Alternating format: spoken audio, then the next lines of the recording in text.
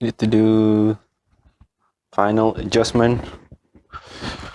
Okay, we're ready to go. Okay. Assalamualaikum warahmatullahi wabarakatuh. Have you ever been to work and you find your office to be either too cramped or too big and spacious? Given you have been through different jobs in your lifetime, working in multiple companies, because I have, and there's a stark difference between them. To be fair, the places I've worked before are not in the same industries, but still, it's always been a different office experience to me. I'm talking on an executive level. And what strikes me the most is the architectural design of the building never goes hand in hand on how these offices were designed in the first place. And that bothers me a lot, to be honest.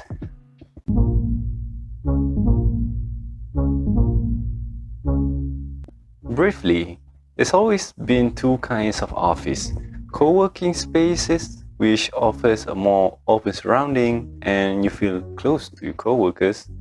And on the other hand, there's the traditional office space, where you have partitions, cubicles, and small rooms, which gives you more privacy. Some people. For sure, there are pros and cons to these two, and a lot of time there's a mix between these two designs in order to fit your office requirements. Okay. Right off the bat, I'm gonna say that I don't have any preferences over these two, but it's annoying to see and be in a badly designed office, or should I say working space. So I'm going to give you two real-life past examples, my personal experience, which I found to be badly designed.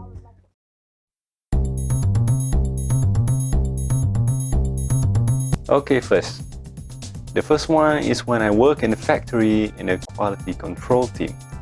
I'm pretty sure you guys who knew me would know what I'm going to say about this. My office was small, really small, and there were like 10 guys including myself in the office. It was so cramped that our chairs would constantly hit each other and you can barely walk behind someone else. Basically zero privacy. And having small desks with little space on your work area is really horrible. Actually, there's nothing new to this. People who have been working in this kind of industry would understand this situation, as these companies would make use every space they can get to maximize their profit while minimizing their costs. And they have to live up to this work environment for a big chunk in their life. I salute them. Coming to my second job.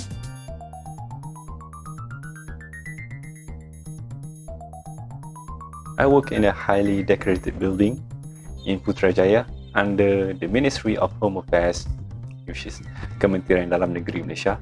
So in the government sector, you would know that the office space will be a lot bigger and spacious, right?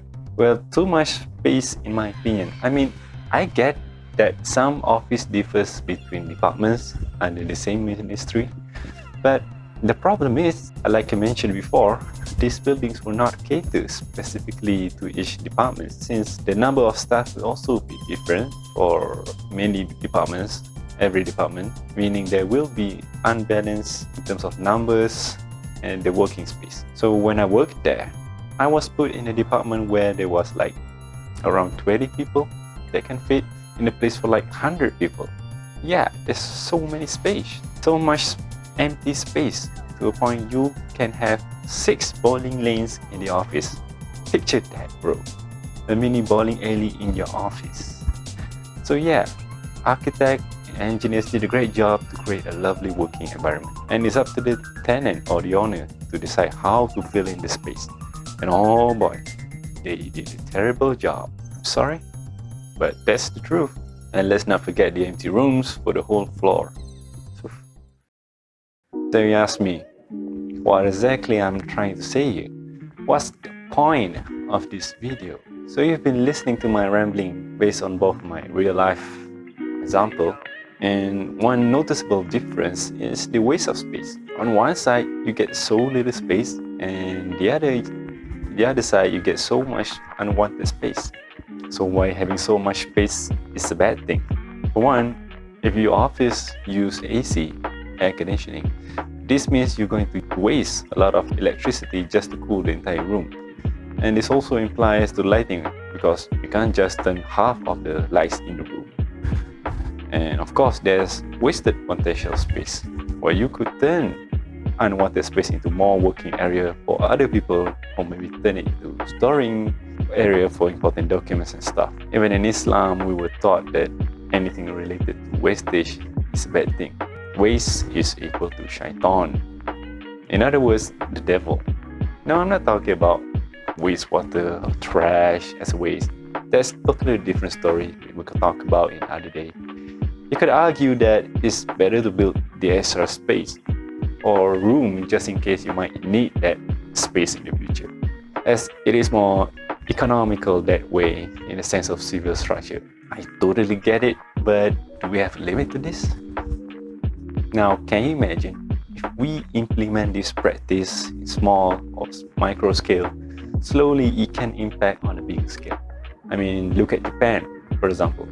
They manage to utilize every space they can get to maximize their functionality and performance. They don't waste a single thing. It's Japan, so no surprise there. Their capital, Tokyo, is a mega city that comprises 14 million people compared to us in KL, which is barely 2 million. I know it's bad comparison, but the point is they manage to use every spaces and corners available to them and turn it into either a working area, living space, or anything they desire as long as beneficial to them. So you see, it's not just about working office space. It never is, but it's more about how our state of mind works. We just need to reach that level of efficiency, same as the likes of Japan, Korea, and Singapore, and etc. We, Malaysia, are just not there yet. At least we're heading in that direction, I guess. So why I'm making this video anyway? It's not like we can do anything to improve the situation on the fly, right? I guess it's just something that I had in my mind, and I need to get it out and talk about it. Since this is my second video, so I'm still getting the hang of it, and I feel a lot more confident for the upcoming videos in the future.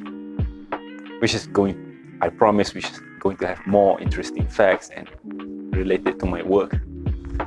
Anyway, thanks for watching till the end. It means so much to me, it means a lot to me, and feel free to just write anything in the comment section below if you want to. Thank you, and Assalamualaikum.